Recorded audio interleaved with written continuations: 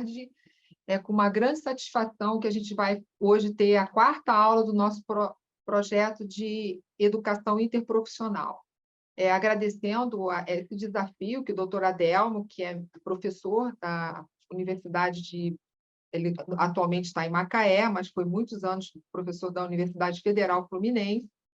Eu vou fazer uma pequena introdução para as pessoas entenderem o porquê dessa ideia desse projeto. Então, faz parte do projeto de educação interprofissional de alguns temas de doença hematológica para profissionais de saúde que estão atuando nas unidades básicas fora dos hemocentros. A nossa aula de hoje é adenomegalias, quando pensar em linfoma.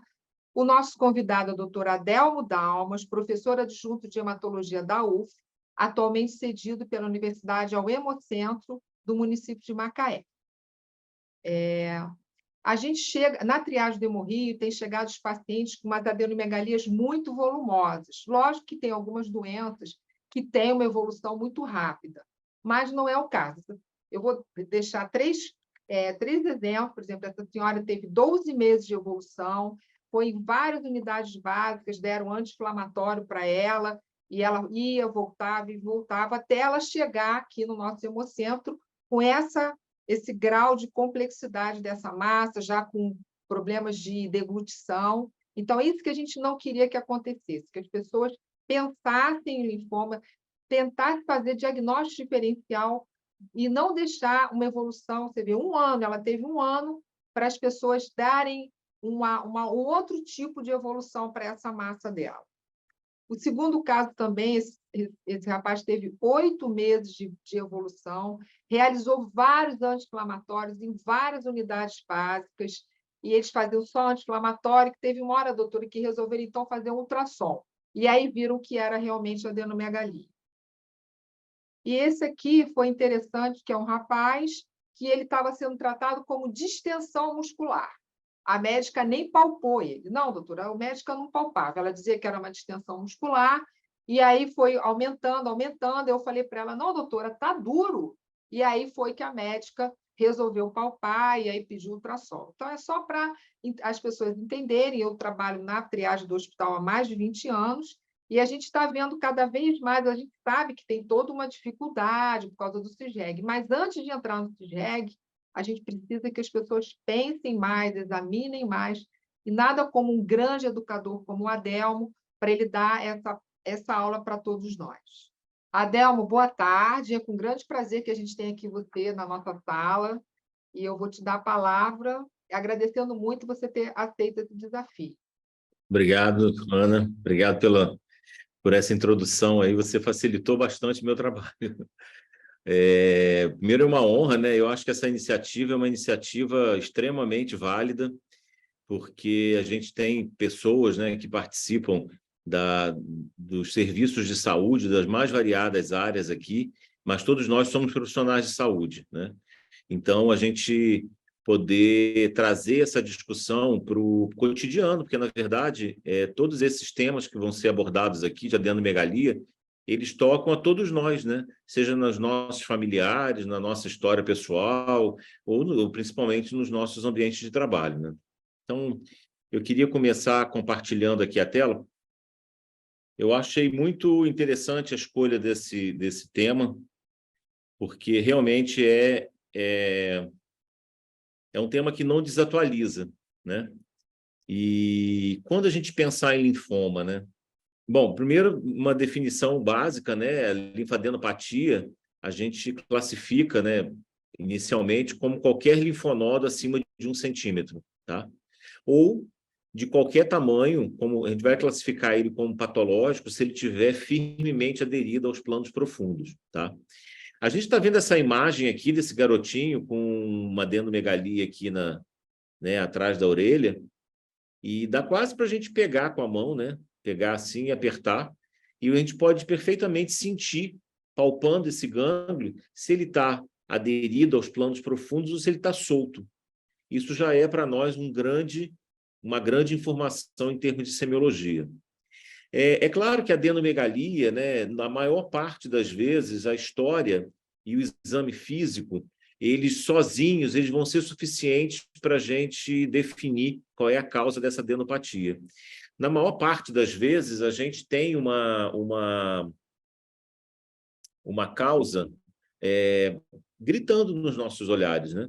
Um machucado, uma lesão, um quadro viral, né? Algumas coisas estão muito evidentes para a gente, na maior parte das vezes, tá? Então, a gente está falando de um tema que é de distribuição geral, né? Que é comum, e cuja, a maior parte das vezes, tanto o exame físico como a história vão ser capazes de definir. Mas e quando a causa permanece desconhecida para a gente, né? Como é que a gente se vira nessa hora? Então, a primeira coisa é a gente classificar essa adenomegalia em 2 grupos, né? Ou ela é localizada, ou ela é disseminada, generalizada. Com isso, nós já dividimos em 2 grupos de gravidade e de importância para a nossa abordagem. Tá? Localizada, o gânglio está localizado ou ele está disseminado. A localizada, ela vai estar, normalmente, ela vai estar tipicamente, né, associada a alguma região, a alguma lesão que está associada àquela região aonde há drenagem linfática. Eu coloquei aqui embaixo uma imagenzinha aqui dessa caveirinha aqui com a distribuição aqui dos gânglios linfáticos, né? A rede linfática, ela é uma rede que retorna do tecido. Ela não está dentro dos vasos sanguíneos. A rede linfática ela é paralela às artérias que levam o sangue e paralela às veias que trazem o sangue do tecido, né? E ela é uma outra via cujo em algumas regiões nós temos nódulos, nós temos gânglios onde essa linfa, esse líquido passa, tá? Então, se eu tenho naturalmente um machucado na mão, né, uma lesão, uma queimadura, alguma coisa, provavelmente eu vou ter uma adenopatia naquela região da drenagem da drenagem linfática daquele órgão ou daquela região, tá? Isso geralmente fica muito evidente para a gente. Já a generalizada, ela já acomete 2 ou mais regiões, tá? E frequentemente vai ser indicativo de uma lesão sistêmica, né, como causa dessa manifestação. Então, para a gente começar a falar de gânglios, né, vamos relembrar aqui o que são os gânglios, né? O que é um linfonodo? São as estruturas capsuladas que são formadas, né, por coleções de linfócitos T, linfócitos B, macrófagos, plasmócitos, células dendríticas. É um órgão absolutamente bem organizado, que tem a função de filtrar o sangue, essa linfa que chega do tecido, passa por esse emaranhado de células e sai do outro lado. Para que isso, né? Aqui, numa visão mais organizada, a gente pode ver um linfonodo como, imaginando assim uma abóbora moranga pequenininha, né? Ela redondinho assim, um corte histológico mostra que essa linfa entra por uma parte fora da cápsula, e essa linfa se distribui nesses tecidos, tá? E cada parte desse tecido, que é altamente organizado, ele vai distribuindo esse líquido, ele vai passando por células que têm a função de identificar esse conteúdo, de filtrar e de eliminar vírus, bactérias, algumas toxinas, e a depender do tipo de material que chega nesse gânglio, algumas células vão ser requeridas para ter a sua função de começar uma resposta imunológica. Tá? Então, a gente, ao longo da nossa vida, a gente vai sendo apresentado a antígenos, vão sendo apresentados a vírus, a bactérias, e nós vamos desenvolvendo a nossa memória imunológica. Parte dessa memória imunológica está presente aí nos nossos gânglios. Então, quando chega um vírus, que nós já tomamos uma vacina, que nós já tivemos contato com esse vírus anteriormente, aqui dentro do gânglio, ou lá na medula óssea, vai ter um plasmócito, uma célula, que vai ser chamada, quando foi identificado aquele antígeno que ele já reconheceu em outro tempo, e essas células vão expandir e vão começar a produzir anticorpos. Se forem bactérias, nós vamos ter, por exemplo, macrófagos que vão expandir em número naquele gânglio e vão começar a realizar a função de fagocitar essas bactérias que estão chegando naquele gânglio, naturalmente, como reflexo de alguma coisa que aconteceu naquela região onde a drenagem linfática ocorre. Mas também nesse gânglio existem a chegada de células tumorais, de células malignas que podem vir de um tumor que está dentro daquela região aonde ocorre aquela drenagem linfática. E essas células vão se desenvolver também, né, através de metástase, aqui nessa primeira linha de contenção da progressão de um tumor. Então, nós temos uma região que é altamente especializada, com células muito específicas e muito determinadas em regiões segmentadas, tá? E essa organização, ela também pode ser, por si só, um local de desenvolvimento de neoplasia, como os linfomas, né? Que vem linfonodos, aonde pode acontecer a malignização de alguma dessas células que começam a proliferar inicialmente dentro dos gânglios e depois ganhando a outras regiões do organismo, tá? Então, é só para mostrar a vocês que essa estrutura é altamente especializada, tá? Aqui, num desenho de um corte histológico de um gânglio, a gente pode ver exatamente essas células.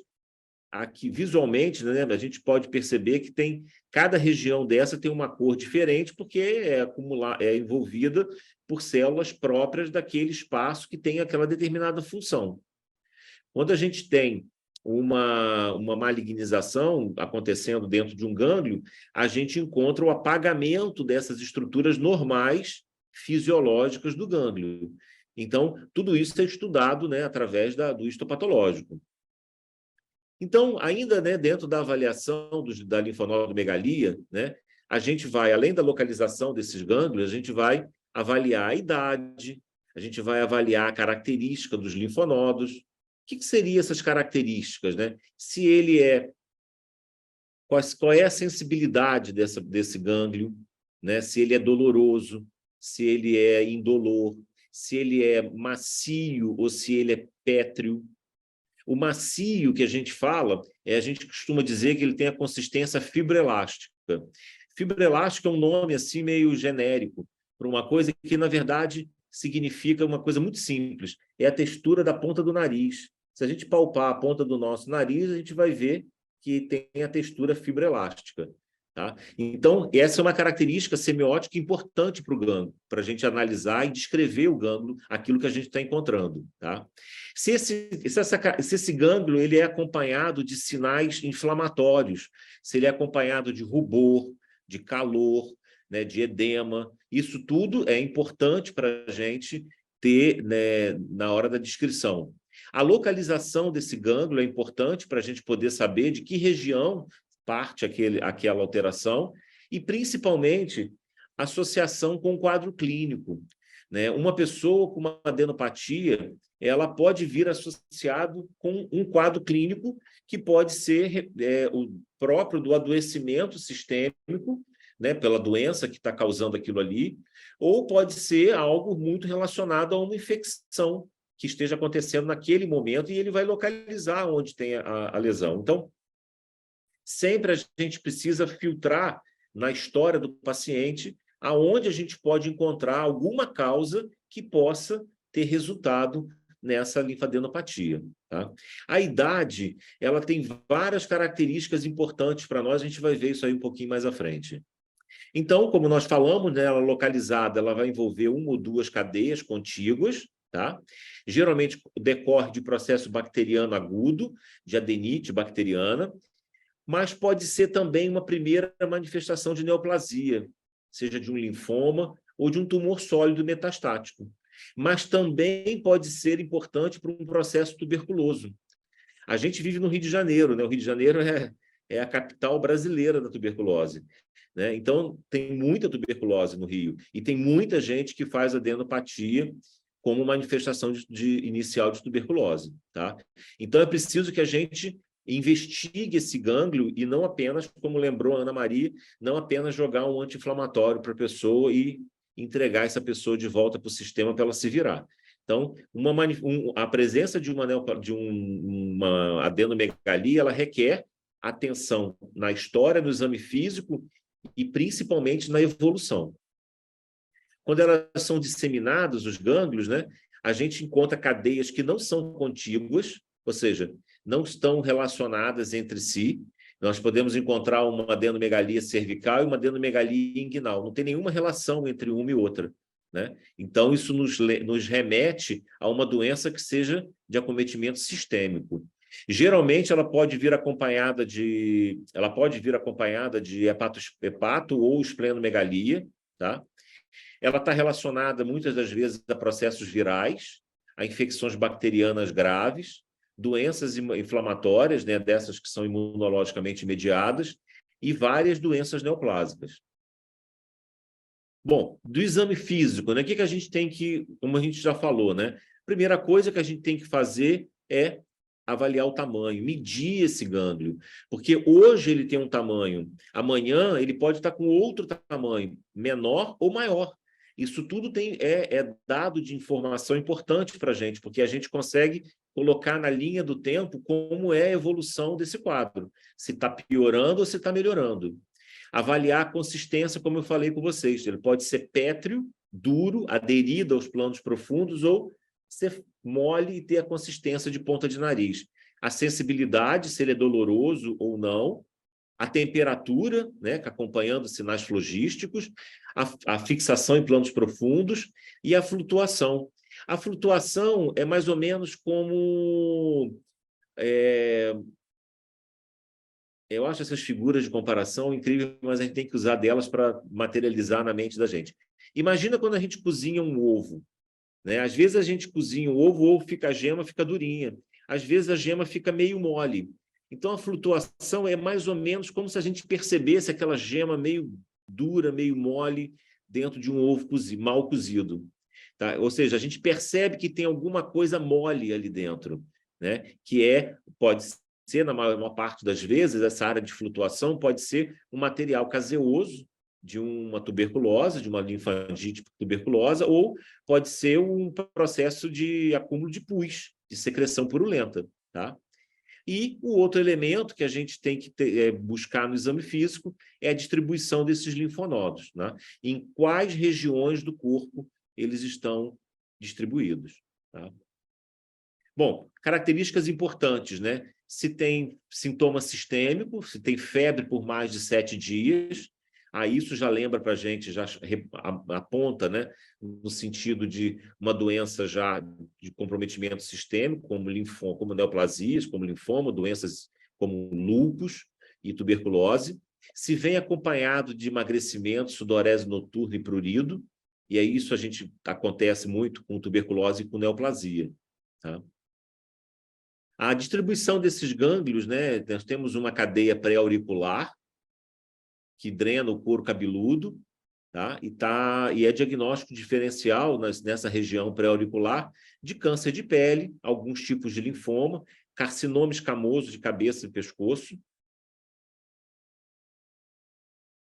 Nós temos os cervicais posteriores, que também drena couro cabeludo e pele acima do tórax. Veja que tem uma setinha mostrando a direção dessa drenagem. A região cervical, ela tanto recebe gânglios linfáticos vindo do tórax, como do abdômen, né, como vindo da cabeça, tá? Tem uma causa que é muito comum e que a gente às vezes esquece de falar, que é piolho, né? Crianças têm muita adenopatia, quando você vai procurar na cabeça, está cheio de piolho lá. Supraclaviculares, que drenam trato gastrointestinal, gênito urinário e pulmão. É muito importante a avaliação supraclavicular, porque nela a gente pode detectar uma metástase de tumores abdominais, tá? Então, ela vai ter a característica típica de um gânglio duro, e não tem uma consistência fibroelástica, tá? Os submandibulares, que vão drenar a cavidade oral, tá? Mas também vão estar, como diagnóstico diferencial, elas estão envolvidas com mononucleose, infecção respiratória, citomegalovírus, algum processo dentário. É muito comum a gente ter... Nós vivemos num país onde muita gente tem tem pouco acesso ao tratamento dentário, né? Tem dentes em má conservação, então é comum acontecer adenomegalia. Muita gente fuma, né? E tem também as neoplasias de boca, tá? Mas ela está envolvida geralmente com carcinomas de cabeça e pescoço, tá? Escamoso e malignidade. E a região cervical, que vai atingir também carcinoma de laringe, língua, né? Drena a região anterior do pescoço, e são as mesmas causas dos submandibulares, de diagnóstico diferencial. A gente tem na região axilar, né? O que vai drenar a mama e parede superior do tórax. Então, nós temos os gânglios axilares, esses dois grupos, que também podem drenar coisas de mão, né, e braço. Estão relacionados à neoplasia de mama, neoplasia de pele, alguns linfomas, leucemias também, sarcoma de Kaposi. O epitroclear, que está aqui na região posterior do cotovelo, também são gânglios de valor importante para a avaliação de malignidade e afecções de pele. Tá? E o infraclavicular, que é importantíssimo, porque está muito relacionado com linfomas. Tá? Na região inguinal, nós temos uma cadeia horizontal, uma cadeia vertical, tá? E elas estão ligadas, né, à linfadenopatia reacional benigna, né, de machucados, as infecções de pele, algumas doenças sexualmente transmissíveis, né, e malignidades, como linfoma, né, sempre o linfoma, carcinoma escamoso de pênis, de vulva, de ânus, neoplasias de pele, sarcoma de Kaposi, tá? Esse grupo aqui ele vai estar bem relacionado com as afecções próprias da região pélvica, tá?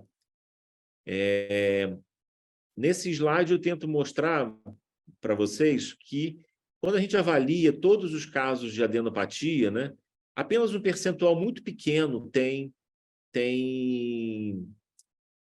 vai ter o risco de malignidade, né? Mas quando a gente começa a segmentar isso por idade, a gente vai vendo que isso vai aumentando, né? Pessoas com menos de 40 anos têm um percentual pequeno, acima de 40 anos vai aumentando, e quando a gente avalia, né, a adenopatia supraclavicular, que é altamente suspeita de neoplasia, nós encontramos esse número que está destacado aqui de 50%. Né? E se for numa pessoa acima de 40 anos, nós já temos quase 90% de chance de ser neoplasia. Então, aqui nós estamos mostrando para vocês que existe uma correlação entre a idade e o local da adenopatia. Né? Então, a adenopatia supraclavicular ela tem que ser investigada com urgência, porque geralmente 90% dos casos em pessoas acima de 40 anos tem relação com neoplasia. Bom, diagnóstico laboratorial, a gente vai sempre avaliar as funções hepáticas e renal, né? Pedir sempre LDH, que é um marcador indireto, né, de lise tumoral, que está altamente relacionado a linfomas e leucemias, porque a gente encontra uma proliferação celular muito intensa e, consequentemente, a LDH aumenta nessa hora. Também está envolvido com hemólise. A gente tem um aumento do ácido úrico, porque à medida que essas células proliferam muito, elas também morrem mais. Então, a gente tem uma produção de proteína maior e, consequentemente, o resultado final do metabolismo vai ser aumento do ácido úrico. Tá? Isso tudo é muito importante porque, em alguns casos de tumores que são de altamente... uma taxa de replicação, né, celular altíssima, como, por exemplo, algumas leucemias agudas, como, por exemplo, o linfoma de Burkitt, né, o ácido úrico passa a se tornar um elemento de gravidade, né, de aumentar a toxicidade daquela lesão tumoral, que vai causar um problema metabólico, porque o excesso de ácido úrico compromete a função renal. A gente começa a ter uma nefropatia úrica, né, que nós chamamos. Então, isso faz parte da nossa avaliação. No hemograma, a gente vai encontrar leucocitose com neutrofilia, que vai sugerir para a gente a infecção bacteriana, né? A gente vai ver as atipias nos linfócitos, né, quando tem infecção viral, e a gente vai encontrar alterações, geralmente, né, as pancitopenias, elas estão relacionadas com um acometimento da medula óssea, né? Então, a gente vai encontrar, às vezes, anemia, vai encontrar plaquetopenia. Às vezes, quando algum linfoma, por exemplo, pode estar leucemizado, então ele vai cursar com um aumento de leucócitos, tá? Então, a gente precisa avaliar o hemograma e avaliar bem, estudar bem a contagem diferencial para saber qual tipo de célula que está envolvido nessa alteração da contagem diferencial. O que seriam sinais de alerta para nós, né? Que é isso que é o foco, né? Idade maior que 40 anos, linfadenopatia com duração maior que 6 semanas. Por que 6 semanas? Porque até a quarta, quinta semana, o processo infeccioso já deu tempo de produzir anticorpos e resolver a infecção, né? Então, aquela adenopatia reacional, ela pode, que é uma reação fisiológica, né, do seu corpo para tentar conter uma determinada proliferação de bactéria ou de vírus que está naquela região, ela consegue, em 4 semanas, né, resolver o processo infeccioso e depois aquele processo se esfria e o gânglio involui. Tá? Agora, se eu tenho algo há mais de 6 semanas, eu já posso praticamente afastar a causa reacional viral ou infecciosa, né? Bacteriana. Linfadenopatia generalizada com acometimento de 2 ou mais cadeias ganglionares é um sinal importantíssimo. A localização, se for supraclavicular ou do mediastino. Bom, para a gente avaliar o mediastino, nós precisamos de exame de imagem, né? Então, sempre que a gente estiver diante de um doente, uma suspeita, um gânglio suspeito, nós precisamos necessariamente fazer tomografia ou raio-x de tórax nessa pessoa. Sexo masculino, localização supraclavicular e a presença de sintomas B. Nós chamamos aqui na hematologia, intimamente, né? Nós chamamos de sintomas B a febre, a sudorese noturna, a perda de peso, a hepatosplenomegalia, o prurido. São sintomas que mostram para a gente que aquela doença, seja ela qual for, tem um acometimento sistêmico, né? O indivíduo já está perdendo peso, né? Ele começa a ter febre, geralmente é uma febre vespertina, no final do dia, né? E a sudorese noturna. Eu sempre ouvi falar de sudorese noturna e falava disso, e os pacientes falam disso, e que dizem que molha a roupa na cama, mas eu nunca tinha visto ao vivo, até um dia que eu vi um paciente e que tinha eu internei esse paciente, ele estava bem grave, e eu internei ele no CTI, e ele me falou: doutor, eu estou sentindo que eu vou ter a sudorese. E aí eu não dei muita bola para ele, fui lá fazer a prescrição e tal. Quando eu voltei, o lençol da cama onde ele estava deitado, o lençol tinha uma roda molhada em volta dele. Ele porejava a água, parecia que ele tinha corrido assim, uma maratona, né? Isso assim, em minutos.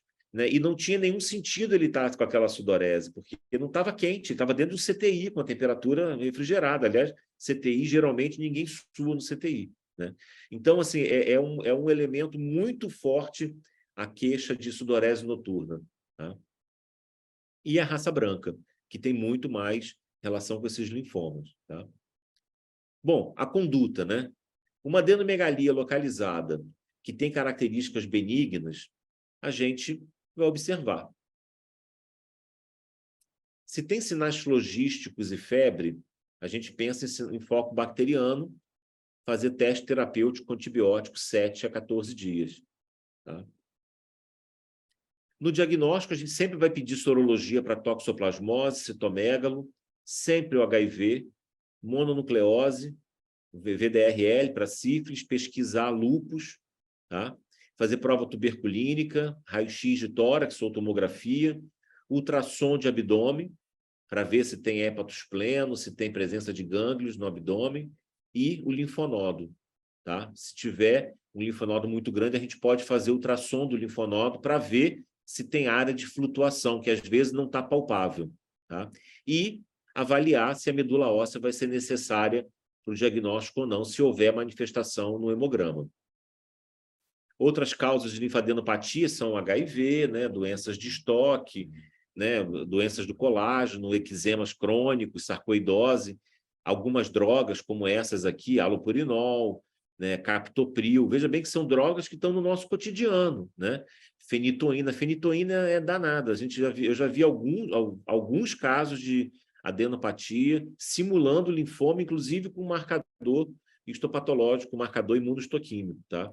Então, a história ela tem que ser colhida e incluir também a história medicamentosa, ok? Bom, indicação de biópsia, né? Se for sugestivo de neoplasia, não há discussão, né? Se tiver mais de 2,5 cm sem sinal de infecção, também. Se for persistente ou tiver em progressão, tiver aumentando de tamanho, indiscutivelmente tem que fazer biópsia. Se não houver redução do linfonodo depois de 2 semanas de antibiótico, também, e quando for linfonodomegalia supraclavicular, tá? A aspiração por agulha fina é uma das formas que as pessoas têm para diagnóstico, mas nós, na hematologia, não gostamos de aspirado por agulha fina, tá? Vocês viram lá no começo uma imagem de um corte histopatológico com várias regiões do gânglio, né, definidas. Quando a gente enfia uma agulha e puxa, a gente está puxando só células fora do seu arcabouço, do seu local que deveriam estar. Então, o ideal para a gente estudar gânglio é fazer a biópsia incisional e tirar o gânglio inteiro, tá? Porque o patologista vai cortar esse gânglio em pedaços e vai estudar cada segmento dentro da organização normal do gânglio. Então, se alguma célula que era para estar numa região está em outra, isso é um sinal de malignização, ok? Então, a gente deve evitar a aspiração por agulha fina. Bom, eu tirei isso daí desse artigo, que eu acho que vale a pena como referência, que é um artigo escrito para médicos de família, que tem uma visão bem generalista e bastante interessante, tá? Bom, alguns casos de linfadenite piogênica, né, que é supurativa, é muito comum em crianças e envolve streptococo e estáfilo, né, os locais de maior acometimento dele. Nós temos esse caso aqui, não sei se eu estou fora do meu não, ainda está ainda no tempo. Temos esse caso aqui desse menino que tinha uns 20 e poucos anos, chegou na emergência do Antônio Pedro. Dá para a gente perceber que está um pouco vermelho aqui, né? A região está uma região um pouco mais vermelha do que a outra. Dá para ver na ponta aqui, né? Em relação à pele. Fizemos uma tomografia, a gente vê que é uma lesão encestada, com limites bem definidos, e o conteúdo dele parece um conteúdo líquido, tá?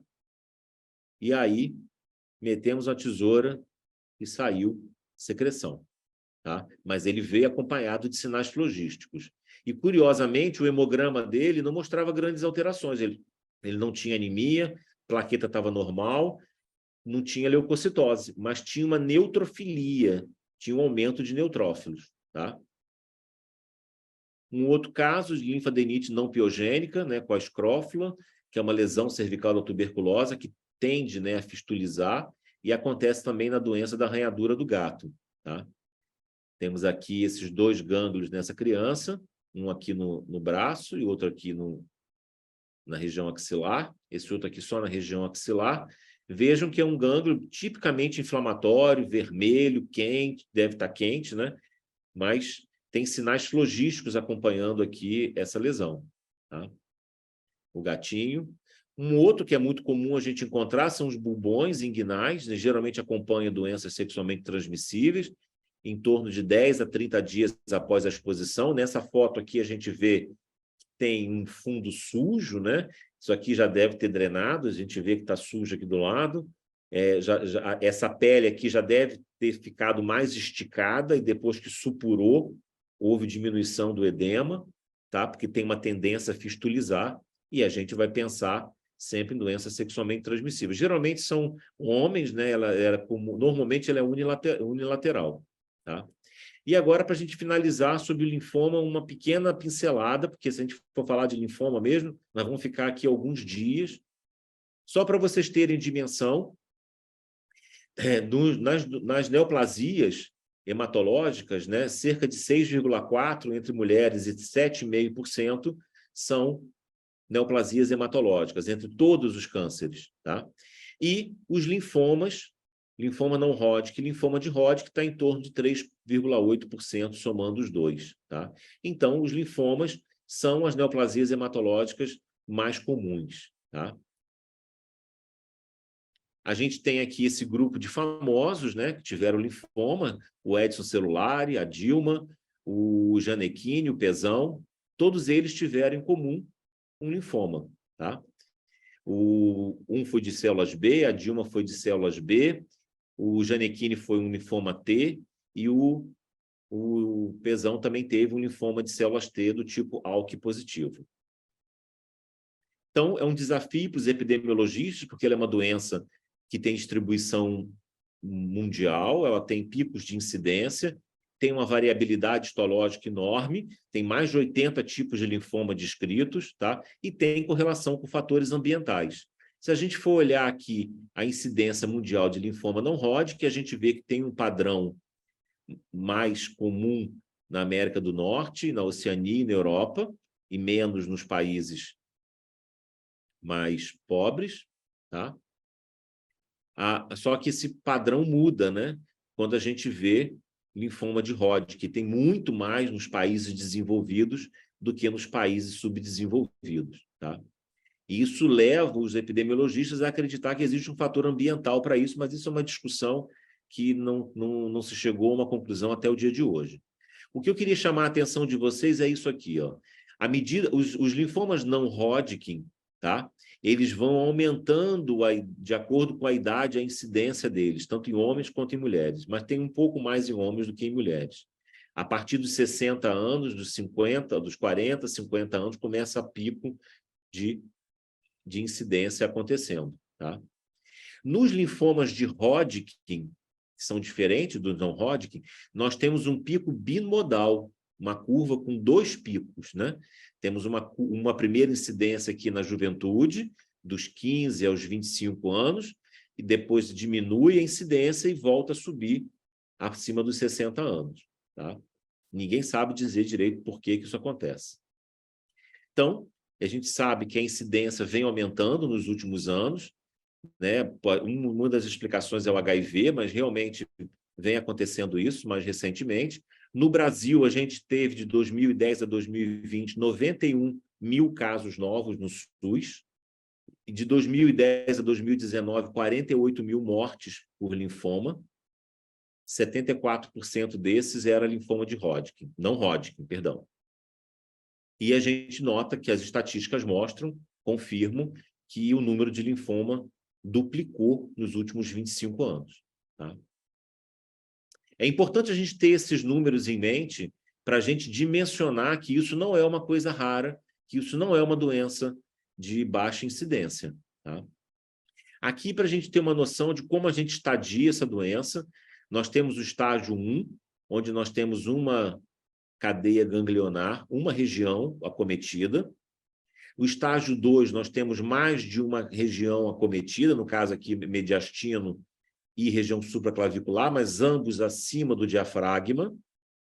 Nós temos o estágio 3, onde nós temos muitas cadeias acometidas, axilar, cervical e cadeias inguinais, ou seja, abaixo do diafragma. E nós temos o estágio 4, onde nós temos acometimento da medula óssea e de órgãos fora dos gânglios. Qual é a importância disso para a gente falar aqui? Tá? É porque é aqui que nós fazemos diferença. Porque quando a gente faz diagnóstico de linfoma, de uma neoplasia, aqui ela tem um resultado. Quando a gente faz diagnóstico aqui, o resultado é outro. Uma pessoa que ficou, como esses dois casos que a Ana Maria mostrou aí, que chegou aqui com um gânglio há 1 ano procurando alguém, é para a gente realmente refletir o que a gente está fazendo nas nossas áreas, no nosso papel como profissional de saúde. Tá? Porque a gente permitiu que essa pessoa que buscou ajuda quando estava aqui, chegasse numa situação onde uma doença já progrediu, já disseminou. A gente em câncer tem sempre que ter uma ideia. Quando a gente faz diagnóstico com uma massinha pequena, o resultado é um. Quando o tamanho é de uma uva, é uma coisa. Quando o tamanho é de uma laranja, o resultado é outro. Por quê? Porque essas células adquiriram novas mutações e perderam, muitas das vezes, a característica inicial, que era de um tumor sensível à quimioterapia. Então, a gente vai desenvolvendo que dentro daquela massa tumoral tem células de diferentes tipos, agora numa fase mais avançada. Tá? Aqui são os exemplos de PET scan, que nos ajudaram muito a fazer diagnósticos, que até então a gente fazia só no exame físico e com a tomografia, agora a gente tem a marcação pelo PET, tá? A gente tem aqui esse exemplo, essa pessoa que tinha linfoma disseminado antes do tratamento e depois do tratamento, ele ainda tem, né, células presentes, mas ele teve resposta ao tratamento. Lembrando a vocês aquela imagem que eu fiz inicialmente, né, do gânglio, da sua organização, de cada célula no seu lugar, como eu já citei aqui. Quando acontece uma neoplasia, o gânglio neoplásico, ele se desorganiza e as células vão invadindo, essa mais escura, que é a célula tumoral, ela está invadindo o gânglio e vai apagando a estrutura normal. Aqui em cima vocês podem ver que ela invadiu a cápsula, ela está saindo do local onde essas células deveriam estar. E já nesse outro aqui, ele tem um aumento do número de células, tem uma certa desorganização, mas ele respeita os limites da cápsula e ele preserva as células diferenciadas. É claro que, às vezes, olhando apenas esses dois cortes histológicos, não é suficiente para a gente dizer se é ou não é neoplasia. Nós vamos precisar de recursos mais sofisticados, como imunohistoquímica, para definir se essas células, neste caso aqui, tá? Se são células que estão reagindo, são reacionais, ou se são células monoclonais, ou seja, são células de um mesmo tipo histológico invadindo e deformando esse gânglio. Tá? Novamente, aqui são os exemplos de uma adenomegalia bilateral. Esses casos que eu vou mostrar aqui para vocês são casos também da minha estatística. Tá? Esse aqui já tinha feito uma biópsia antes, uma recaída de uma doença. Esse também, vocês vejam que já tinha uma biópsia feita anteriormente. Esse aqui é um caso novo, mas com uma adenomegalia supraclavicular.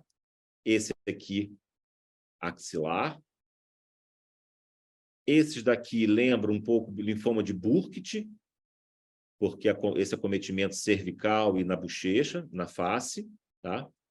Essezinho aqui tem uma área de fistulização, que pode ser, né, uma infecção, ou pode ser também uma necrose do tumor, crescendo com tanta velocidade, às vezes o próprio tumor pode fistulizar. Esse outro aqui é uma recaída de um linfoma. Esse aqui também, ele tem adenomegalia cervical e tem também uma adenomegalia axilar. Agora, notem que tem uma mão aqui examinando, né? Eu quis mostrar essa figura porque a gente não pode abrir mão do nosso direito, da nossa obrigação, inclusive, de examinar o doente por a mão. Sabe? Mexer em axila é uma coisa que dá asco em qualquer pessoa, né? A gente lida com pacientes que às vezes não estão com a higiene muito em dia. Mas a gente lava a mão depois ou põe uma luva para examinar, mas a gente não pode abrir mão da nossa obrigação de pôr a mão, porque é a partir disso que a gente desperta a atenção para o que a gente encontra no achado físico. Tá? Ela estava medindo essa adenomegalia para poder saber se estava respondendo à quimioterapia ou não. Esse outro paciente aqui foi um paciente recém-chegado também, tá? Com adenomegalia cervical. Esse aqui é um caso, dá para estudar todas as cadeias ganglionares nele, submandibulares, todas as cadeias cervicais, supraclavicular, retroauricular. Ele tem todos os gânglios aumentados. Esse paciente tinha um linfoma também, que já tinha tratado, era uma recaída. Esse outro aqui também, um rapaz jovem, com uma adenomegalia, que estava há muito tempo no CISREG, tentando... Ele foi para o Hemorrio. Conseguiu, finalmente. E agora a nossa pergunta, para finalizar, é se o linfoma é curável. Tá? Eu fiz questão de mostrar esses casos daqueles 4 famosos, para dizer a vocês, de todo mundo sabe, os 4 estão vivos, né? A Dilma está viva, o Gianecchini está vivo, o Edson Celulari está vivo e o Pezão está vivo. Eu não sei se está preso ainda, mas estava preso, enfim, mas de qualquer forma está vivo. E esses outros aqui, quase todos eles morreram, porque recaíram e não tiveram chance de ter acesso a todos os tratamentos que são disponíveis na tecnologia no mundo atual. Tá? Nós temos como forma de tratamento terapias monoclonais, né? Temos drogas-alvo moleculares, temos agora, mais recentemente, as células T com o receptor de antígeno, né? O CAR-T-cell, que é uma terapia nova, e temos transplante de medula óssea autólogo ou halogênico como forma de tratamento. Mas o que nós temos como realidade, que eu queria deixar para vocês aqui, é a reflexão sobre o fato dos nossos pacientes no SUS não conseguirem ter acesso a todas as medicações do arsenal que a gente tem hoje disponível no Brasil, né? Isso é uma coisa muito séria. Os linfomas são doenças, vocês viram aí os picos de incidência, ocorrem em pessoas jovens, são pessoas produtivas, né? E nós selecionamos essas pessoas que estão no SUS para morrer, porque elas não vão ter acesso aos melhores tratamentos que estão disponíveis para quem tem plano de saúde. Então, todos nós somos, de uma certa forma, tendo ou não plano de saúde, usuários do SUS. E nós todos, como profissionais de saúde, precisamos ter uma visão política sobre o SUS. O SUS precisa abarcar todos os tratamentos, né? Nós precisamos ter essa análise feita, primeiro conosco mesmo, porque amanhã um de nós pode estar na situação de precisar de um tratamento e, de repente, descobrir que existe o tratamento, pessoas têm acesso a ele, mas nós que estamos no SUS não temos. Então, eu me lembro que na época que a Dilma teve o linfoma, logo depois foi introduzido o Mabtera, que é um anticorpo monoclonal que mudou a história dos linfomas, né? Mas de lá para cá, muitas outras drogas surgiram, né? E a gente convive com pacientes indo na luta de buscar, né, através de indicações, sempre com indicação, nunca com nenhuma terapia sem ter indicação precisa, né? A gente busca isso por via judicial na maior parte das vezes, né? Porque o governo gasta mais ou menos R$11.000 por cada tratamento de paciente no SUS, o que é muito pouco, né? Porque a grande maioria desses pacientes precisariam tratar e fazer um transplante logo em seguida e não conseguem, ou então precisariam que fosse agregado ao esquema terapêutico que tem outras drogas que não estão disponíveis no SUS. Tá? Então, eu queria terminar com essa reflexão e estou aí disponível para vocês. Uma fotozinha de Niterói, porque, afinal de contas, eu sou daqui e não posso deixar de incentivar as belezas da minha cidade. Tá bom? Estou às ordens para vocês aí, se vierem perguntar alguma coisa. Tem uma pergunta aqui falando se a imunoterapia faz parte do tratamento de linfoma aqui no Brasil. Bom, nós temos a imunoterapia com anticorpo monoclonal para linfomas não Hodgkin, CD20 positivo, que for de grandes células B, a gente consegue associar o tratamento, o Ministério da Saúde tem... Porque, assim, o que acontece? O tratamento de câncer, gente, não é um tratamento que parte da cabeça do hematologista, né? Nós seguimos, dentro do SUS, a gente tem que seguir os protocolos que são definidos pelo Ministério da Saúde, né? Então, o Ministério da Saúde, através do seu grupo da Conitec, né, das comissões técnicas, avaliam os trabalhos que demonstram a superioridade de determinados tratamentos, tá? Em relação a outros. Então, é feita uma hierarquização de tratamentos e o que é oferecido é aquilo que tem o melhor resultado, com menor custo ou com menos efeitos colaterais, que a gente chama de tratamento de primeira linha. Tá? Então, quando a gente incorpora uma droga no SUS, essa incorporação ela é feita a partir da demonstração de diversos estudos que mostraram a superioridade do acréscimo dessa medicação junto aos esquemas clássicos. Tá? Então, algumas drogas de imunoterapia, uma delas é o anticorpo monoclonal, né? o Mabtera, o o rituximab, ele é oferecido no SUS para algumas doenças, não para todas. Então, nós já temos aí um problema, né? Porque tem alguns pacientes que têm acesso à medicação no SUS e outros não têm, mas todos têm indicação. Então, nós temos, por exemplo, linfomas não Hodgkin, de células B, que são chamados de grandes células, que são os linfomas que se proliferam mais rápido e que acontecem numa fase onde o linfócito é mais primitivo, então ele é maior. Ele tem um índice de proliferação mais alto. Esses conseguem ter acesso. Aí tem os pacientes que têm linfoma de células B, de pequenas células, que são linfomas mais crônicos, vamos dizer assim, entre aspas, que eles são células de um crescimento mais lento. Esses não têm acesso ao Mabitera, ao rituximab. Tem uma outra pergunta falando sobre a hemoterapia. Como a hemoterapia entraria nesse tratamento? Bom, a hemoterapia, ela entra de várias formas, né? Primeiro, o suporte hemoterápico, ele transformou os tratamentos em hematologia, né? Eu sou um hematologista de escola antiga, né? Ana, você também me ajuda aí, tá? Nós sabemos, né, que antigamente o suporte hemoterápico era muito primitivo, né? Não tinha, né, as tipagens, as fenotipagens que nós temos hoje, né? A segurança hemoterápica que a gente tem hoje, né? O acesso a plaquetas, né? Isso tudo fez muita diferença no tratamento de neoplasia hematológica nos anos 80 e 90, né?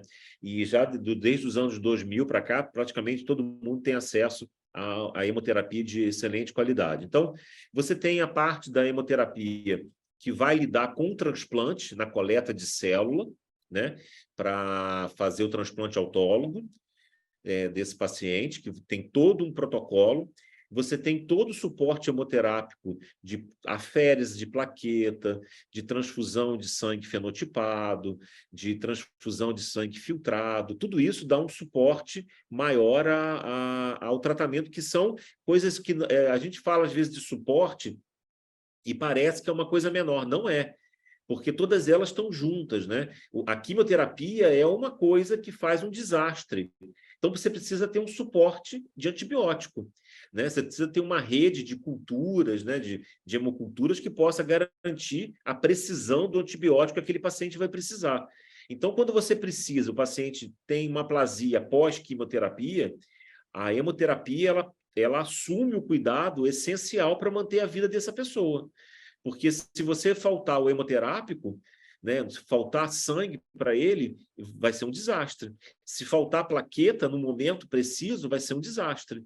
Se tiver um sangue com um fenótipo raro, que você não conseguir transfundir, você vai ser um desastre para aquela pessoa.